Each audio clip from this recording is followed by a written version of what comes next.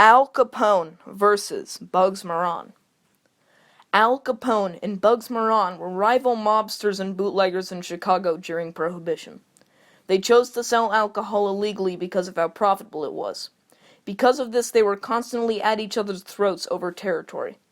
The fighting between the two aided to the fall of the Prohibition era. The Prohibition was enacted in 1920 as a way to prohibit the nation of drunks by banning the creation and sale of alcohol. However, it came with a price. The gangsters of the Prohibition era, who were also called bootleggers, people who illegally made and sold liquor. In the year of 1891, Bugs Moran was born in St. Paul, Minnesota. He went to a private school and fell in with the St. Paul gang. He was arrested 3 times before he turned 21 and made his way to Chicago. In Chicago, he learned under mentor and leader of the North Side Chicago gang, Dean O'Banion. Moran was third in command for the gang, behind Dean O'Banion and Jaime Wise. The North and South Side gangs, with the South being led by Johnny Torrio and Al Capone, were rivals after the North stole some of the South's alcohol trucks. The South Side gang was very mad at the North for stealing the trucks and ordered O'Banion's death. He was killed by Frankie Yale, John Scalise, and Albert Anselmi outside a flower shop he owned. Then the North was mad at the South and had a failed assassination attempt on Johnny Torrio, the South's leader. Torrio was so spooked from the attack that he left Chicago for Sicily, leaving Capone in control of the gang. Al Capone was born in 1899 in Brooklyn, New York City. He was a good student, but dropped out after he had to repeat the 6th grade. His principal hit him, he hit him back, never went back to school again. His father was a barber, and his mother a seamstress. He worked at a bowling alley, befriended Johnny Torrio, married May Coughlin at 19 after they had a child named Albert Francis, and moved to Baltimore, where he worked construction and gained a reputation as a drinker. Torrio invited him to Chicago, and he moved his family immediately to Chicago. At first, the North Side gang had several rackets such as prostitution and gambling, but when the 18th Amendment was enacted in 1920 banning the sale and production of alcohol, they switched to a much more profitable business, bootlegging. When in Chicago, he became second in command to Johnny Torrio for the North Side gang.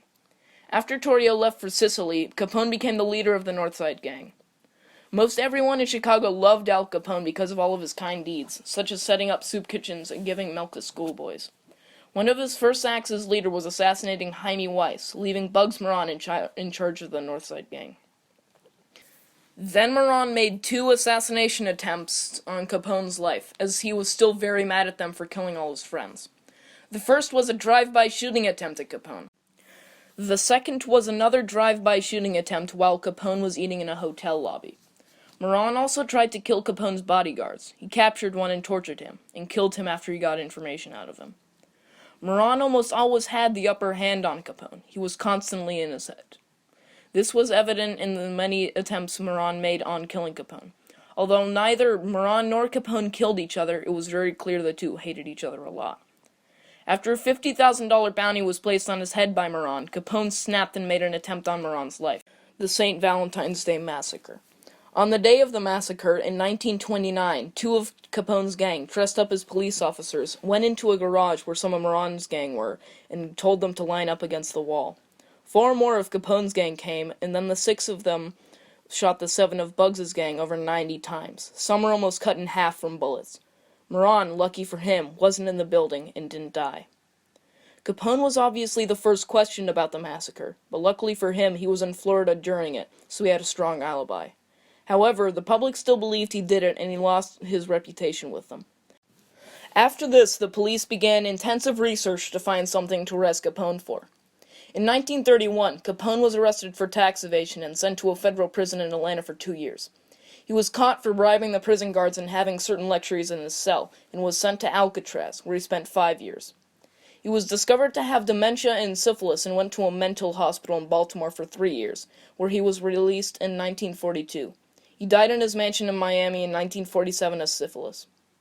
Bugs Moran laid low until in 1946 when he tried to rob a bank with his buddies, but they were arrested by FBI agents. He spent 10 years in Leavenworth Federal Prison, but was released 10 years later and arrested again for another bank robbery.